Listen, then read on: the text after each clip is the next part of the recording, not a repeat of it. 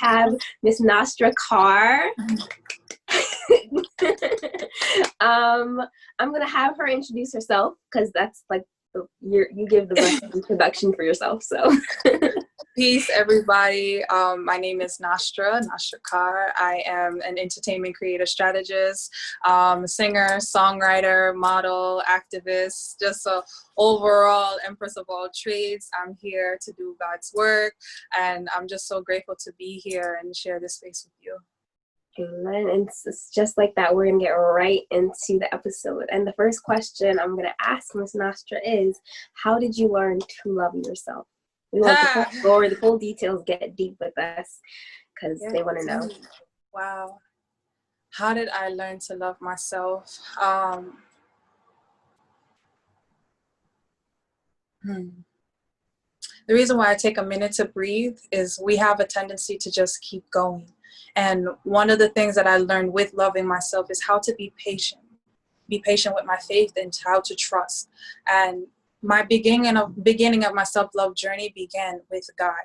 And what I've learned throughout these years is when your foundation is God and you will allow yourself to be poured into that cup as well, everything that gets poured on top of you is just overage to just nourish your garden. And life wasn't cute. Life wasn't this blessing that it has been. It's always been a blessing, but loving myself was the biggest challenge that I've ever done because I had to choose me over everything that is in this world.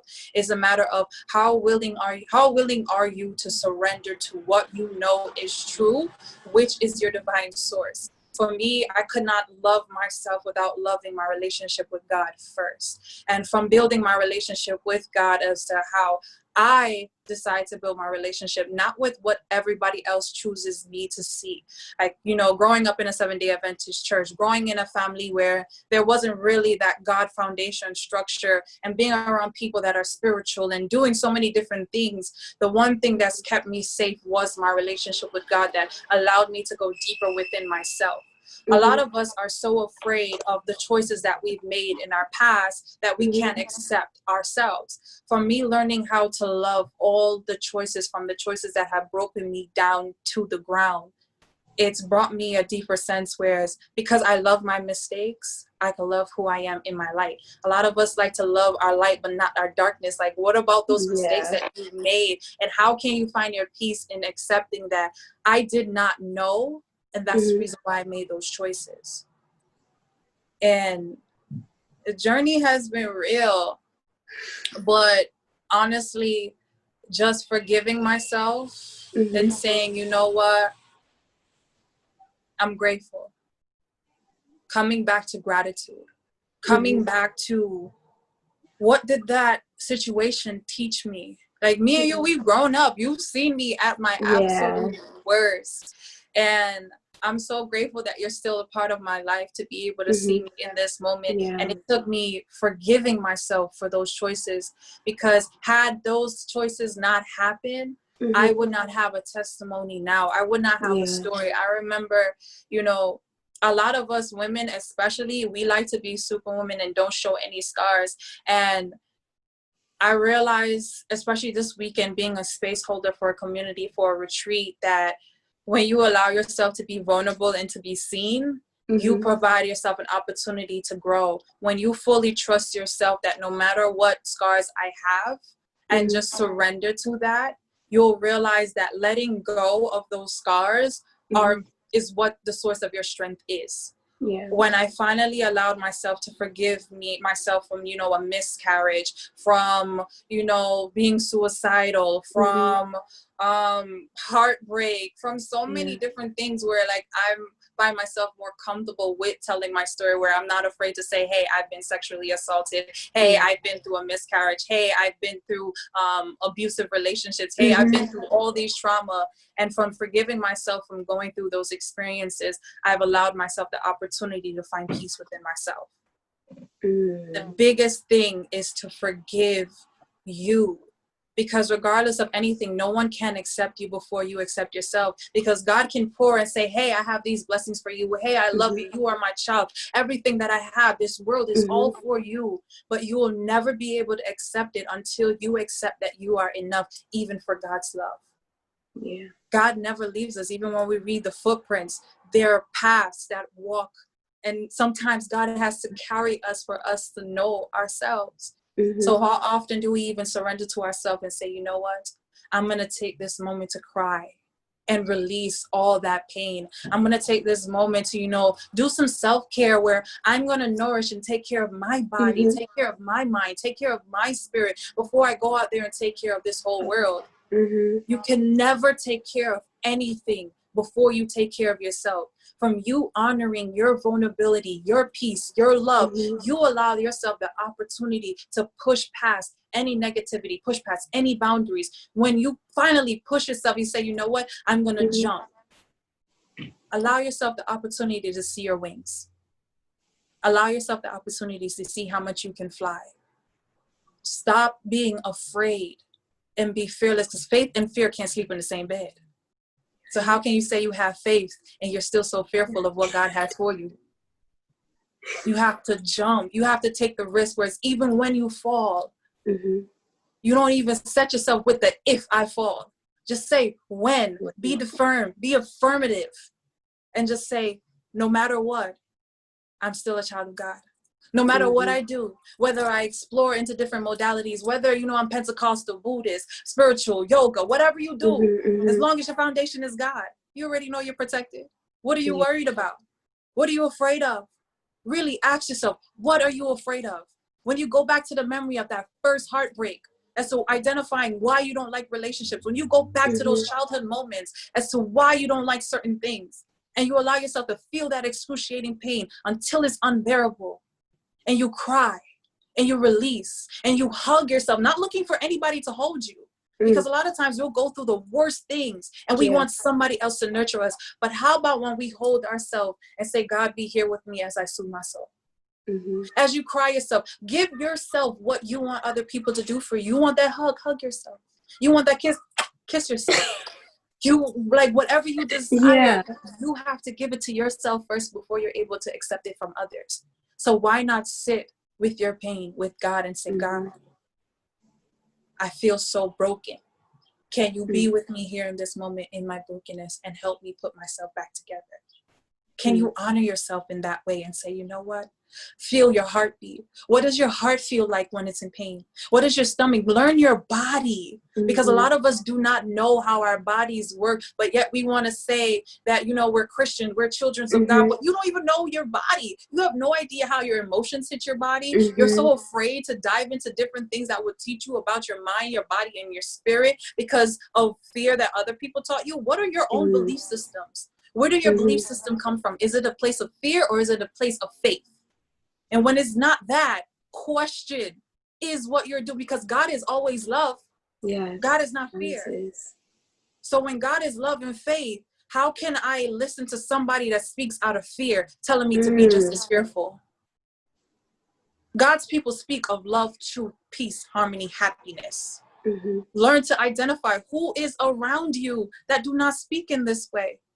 When people say, oh, don't go there because it's scary. No. God says it's okay for me to go. It may not be okay for you to go, but that's the reason why I'm here.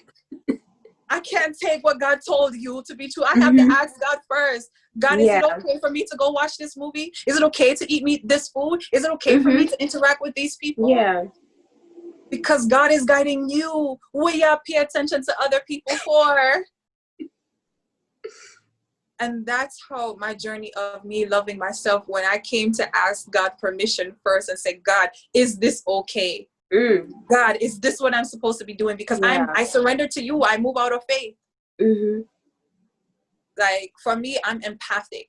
So people say, oh, you have crystals. That's witchcraft. No, darling. No, this is armor. This is protection. Because faith without work is useless.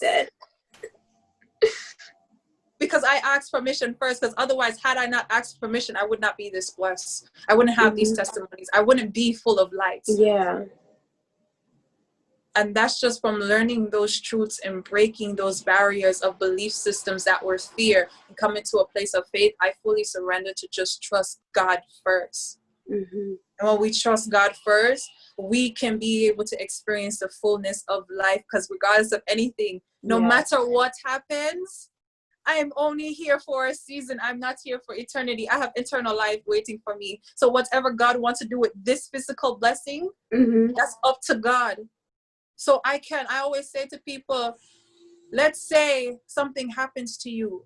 Can you say that you'll be satisfied with your life in every moment? And when the answer is no, what should you be adjusting? Because this belongs to the divine. And the reason why I know I'm always protected is because I know my purpose. And I know my purpose has not been fulfilled yet. So there's nothing for me to worry about, because no weapon formed against me will ever prosper. So where would the fear lie? Where is the fear? And learning those things, it made me love me even more, because I'm so aware. I'm so in harmony. I'm so in alignment where I can see and experience God everywhere I go. And I also recognize not everybody can, because they haven't surrendered for themselves. I felt like you were speaking to me. It's part of my gift. Yes. Man. Learning to surrender to that gift, I learned the reason why I have to speak, and the reason why I sing is because even my birth name is Danielle. It means God's judgment. How can I get such a powerful name? And my mother didn't even realize. She didn't even know I was going to be a girl. She had hopes for a boy, and that's the reason why she didn't want to know whether I was a girl. I was supposed to be a little Damien.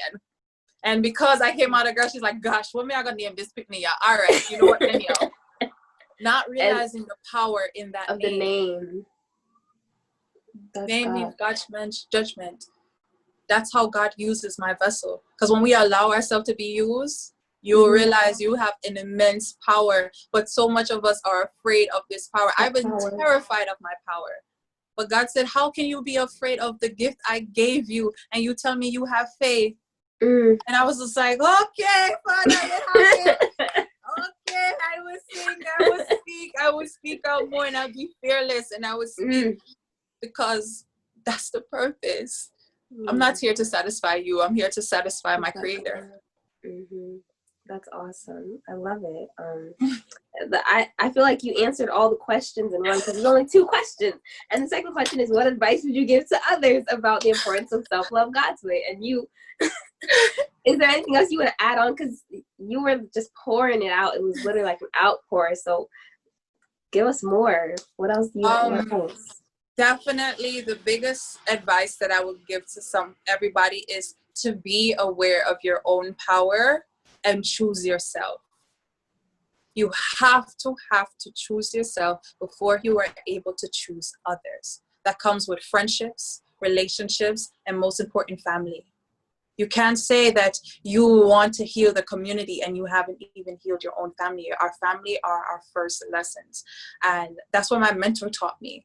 And yes, although I'm not a Christian, I always say I'm a worker and warrior of God. If people hear me say goddess, and people are like, oh, you can't say goddess because there's only one God. No, goddess means God's essence. I am of God's essence. So when we reshape the words that we use, you have to be mindful of the words you speak. When we're not mindful of the words that we speak, especially when we speak out of ignorance, we can't say, like a lot of people have their opinions off of their own fear. And whereas, for example, when they see like somebody had the nerve to even call me out of my name, and I said to them, do you even know what that word means? Do you understand the implications of the vibrations that you are trying to speak against me? And I'm a person of God. But because I do not see your fear and I don't feel to identify to your fear, you want to label me a certain way that goes against my work. It does not work that way. And we have to be mindful of how we judge others when we want to use especially the Bible as a way to judge people, regardless of anything. How about we just surrender ourselves to allow God to show you who that person is, instead of you placing your own identifications, which is the baseline of fear. We cannot keep saying, oh, that's a whore. Oh, that's a witch. Oh, that's this. Oh, that's that. It's just, we don't know what it is, because regardless Yeah. of anything, I don't know your mind, your body, your spirit. So how could you say that you know mine? Yeah. We have to surrender to allow God. Because even one day, you know, it's funny.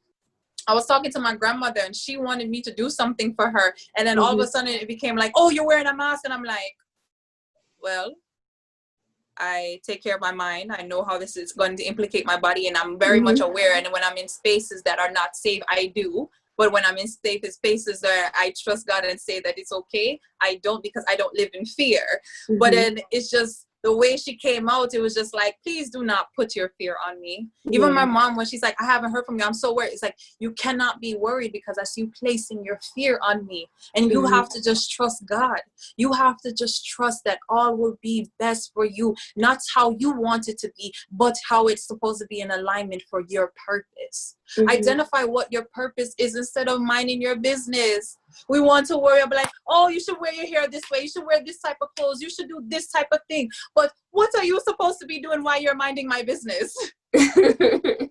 We're so worried about other people, but are you worried about yourself enough? Do you prioritize yourself? When we're thinking and having anxiety, do you understand how anxiety is implicating your brain, where you start realizing, oh, I'm so forgetful, because so much pressure is in your head. What is your feet doing? Do you realize your feet has been callous? Do you realize your skin is dry? Do you realize that you're hungry? Do you realize how your heart moves? Are you aligned? Like, we like to look at the fear, but how has faith been shaping your body? Can you feel when your heart is being under attack? Can you feel when your womb has been broken? Do you feel the energy of people around you? Because we like to say energy, oh, that doesn't work. Listen, energy cannot be destroyed. It's either transfer or absorb. So when people are transferring their bad mind energy on you, are you aware of that? And do you know how to clear that energy out of you? Prayer without work is useless. Knowledge without practice is useless. So when you are praying and you know how to pray, but you're not even putting in the work to receive and see your prayers answered, how can you say you have faith? Are you aware and paying attention to how God is moving around you? Do you see certain numbers aligning? Do you see certain things? Are you able to see how your prayers are being fall into place? We like to say, oh, God answered this prayer, but are we being patient to the divine to say, hey, I'm on your time, because I know that you work, and I'll be patient, because there's millions of people asking for prayers too. So what makes you so special when you can't even wait?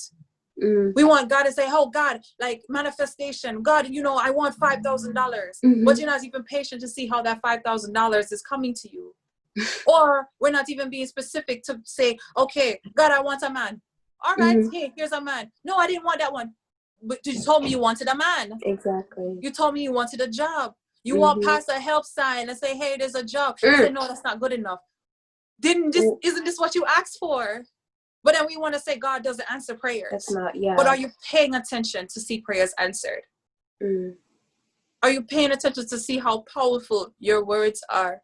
So when you tell that person, hey, I don't like you, do you know what that person is going through? Do you know? Or when somebody comes to you angry and then lashing out, it's just like, instead of being angry with them, how about you check your own self and say, why are you so angry? What is going on? Why aren't you? And then when they can't say, no, because you upset me. What about my actions upset you? How about you do not engage in their energy and hold space for that person to say, I'm listening. What is it that you need me to do? Because the way you're speaking to me is not how I need to be spoken to. So how about I speak to you how you need to speak to me? And when that person can't listen, why don't you leave? That person can't even respect you, respecting yourself. So why are you still engaging with that person? We are responsible for the experiences we have. We are responsible to know ourselves. Just because we take on, things like astrology, using tarot, using crystal, using the Bible, just because people use those things, that doesn't mean that they work for the devil. That's just tools to help them learn themselves, because they're not able to see it for themselves. Those are tools God provided. A lot of people don't even know the blessings of what it means to be in this concrete place. You're not even going to the earth as to where we came from. From the dust of the earth became man. But we don't want to go back to that dust to really identify, how can we honor this earth that we were created from? Mm-hmm. How can you say that you honor where you are, but you throw rubbish on the earth? That you abuse the earth, that you're so much into technology that you can't even step back and sit and say, God, show me your power. Show me who you are. But we want so much out of this material world, but this material world can fade away. You can literally lose everything. Yeah. But you will never lose yourself, because what's inside of you, they can never take away. Nobody can take your faith but you. Nobody can take your love but you. Nobody can take your pain away but you. We seek God outside of ourselves, but what about the God essence? Because remember, we are made from God. This body, this vessel is God. It's blood in our street. Everything is God.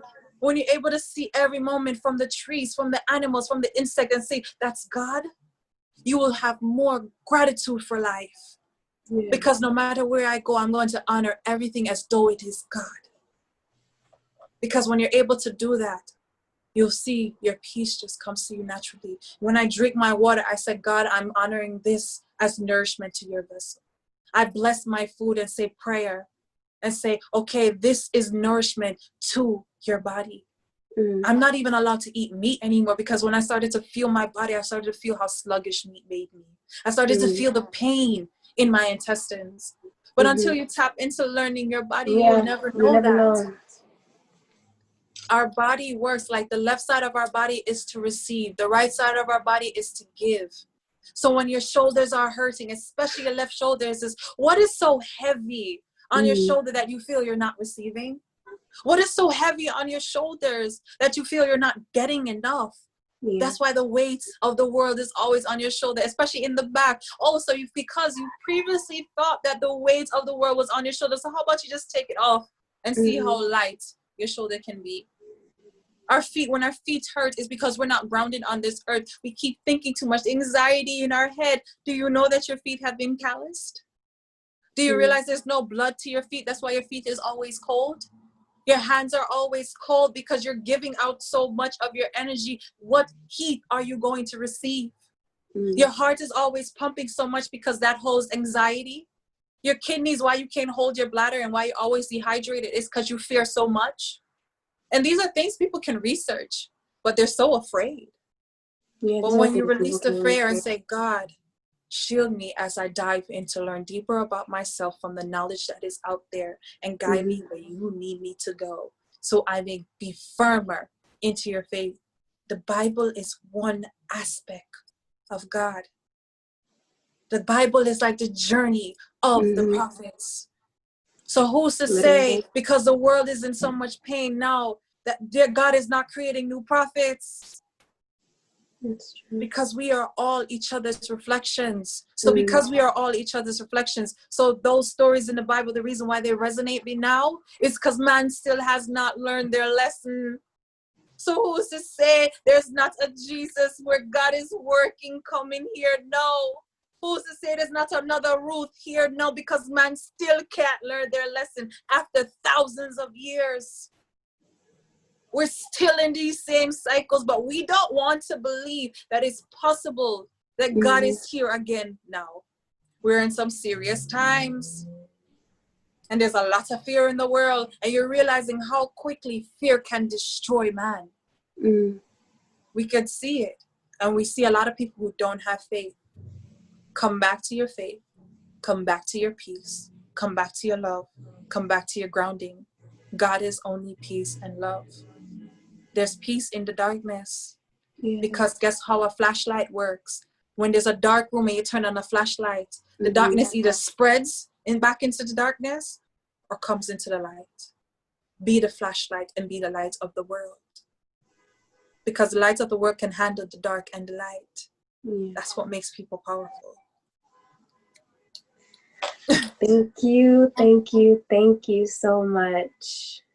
Thank you so much. I know that this is more than just a series, but this is a testimony for all the women that I've asked to speak. So thank you for pouring out your heart. Thank you for allowing God to use you. And I know people will be blessed by this, and you have blessed me with your testimony. So I thank you, and I love you, and I appreciate you. So, guys, this is the episode. Thank you so much for having me, and I appreciate you so much. Thank you. Guys, I'll see you in the next episode. Tune in for next week, Wednesday. Bye, everyone. Thanks.